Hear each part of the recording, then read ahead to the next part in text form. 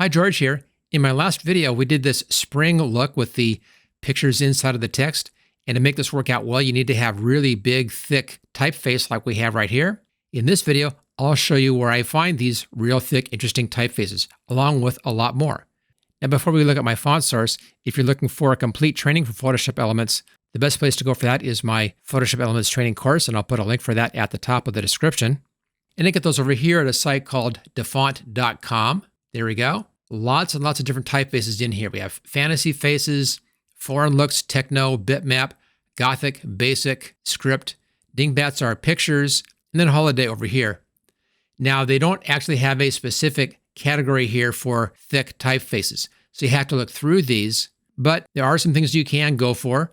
I like to have fonts that are very basic, so I'm not looking for anything real fancy like Arabic or Chinese or Mexican looking. Also, things like the sci-fi won't necessarily work out that well. On the basic over here, sans serif works out just fine. That's a good one for this.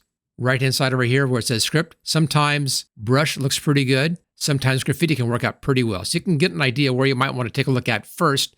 If you want something a bit looser, a bit more friendly looking, then go over here to the fancy stuff, and comic and cartoon, and possibly also groovy are good ones to try over here. Let's go ahead, we'll do this. I'll take a look at cartoon. You can see already they're pretty thick in here, so pretty thick typefaces. Now, to use this site, there are a few things you should do ahead of time. If you're doing this for yourself, it's okay. Almost all of these are free for personal use. You can see that right over here. If you want to use these professionally, and this is also what I do for YouTube, I look for ones that are 100% free right there. And the way you set this up so that's all you're seeing is go here where it says more options and put in here 100% free. I should also check public domain right there. If those two are checked, then anything that's being shown in here is going to be perfectly fine to use. Now, you have to click on submit before it changes the list, and there we go. We can also come in here and change the size. Here's large. We'll submit on that one. You get a bigger look in here if that works out well for you. Or small, this will show you a lot more on one view, just like that. I leave mine at medium most of the time. And these are sorted by either name, popularity, or newest. I normally leave that at the default as well. And then simply scroll down here and see what you get. Now, again, I'm looking for things that are really thick. Like this is pretty good, Super Mario. That's a real thick typeface. That would work out well for putting a picture inside of that one. Cute Dino is maybe a bit too thin, but not too bad. I don't care for these ones with these little highlights on them too much. If I want to highlight, I'll put that highlight in later on. Here's a good one. Arco right there. And again, right-hand side, these are all 100% free. And notice here we have 39 pages of these, and we're just looking in the cartoon section. There's a lot that you can look through here. So thousands and thousands of typefaces. So I recommend having an idea of what you want before you come here, and then narrow that down with the basic search down here, so you're not looking at a gazillion typefaces. Now, once you've found one what you like, what I recommend doing is clicking on the name of the typeface over here.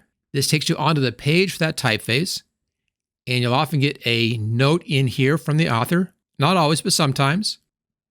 You may have an example up here. You can see all the letters in the typeface right there, all the different characters, including any additional characters or foreign characters. So again, it just helps you decide, and then go over here and click on download, and then save this into some location on your computer. I have a folder here I call fonts, and I save them right down here.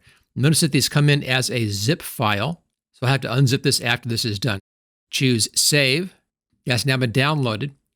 Now, if you want to know these steps to install this on your computer, I'll show you the steps here for Windows. Click on the logo for the website, and right here is how to install a font, and you can get more details in the help section. But it's actually pretty easy to do. Now, when you're working with a new font inside of Photoshop Elements, you have to close Photoshop Elements before you install the font. Then go ahead and install the font, and then open up Photoshop Elements after you've installed it. That's because Photoshop Elements fills the font list when it opens up each time it opens. Okay, let's go ahead and take a look at that.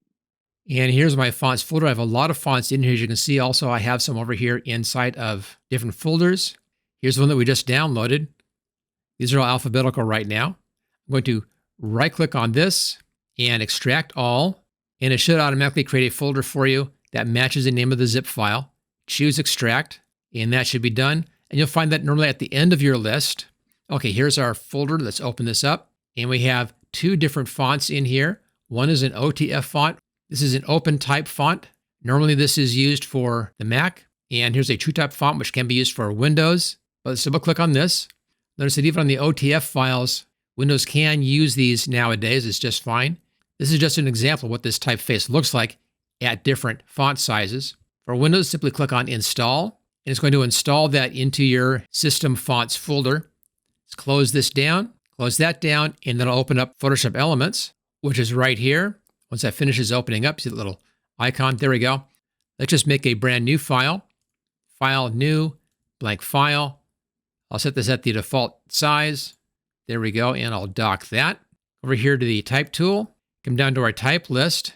That one should be at the very top or very close to it. This is called Arco. Now, if you want to, you can begin typing in the name, and it should take you right to that typeface. There we are, Arco Regular.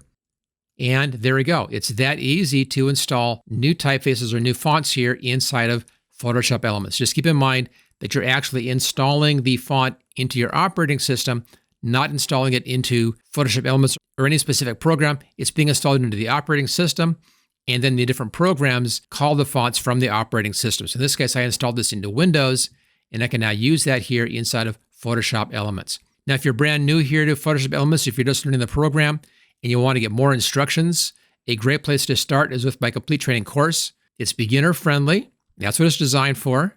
And it covers the whole program, including the organizer.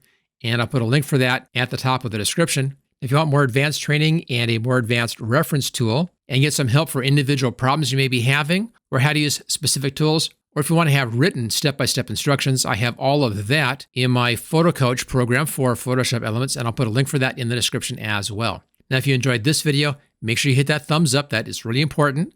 Also, make sure you subscribe so you don't miss any videos in the future. I'm doing new videos all the time. You don't want to miss any of those, and subscribing is the best way to guarantee that. And I'll see you next time.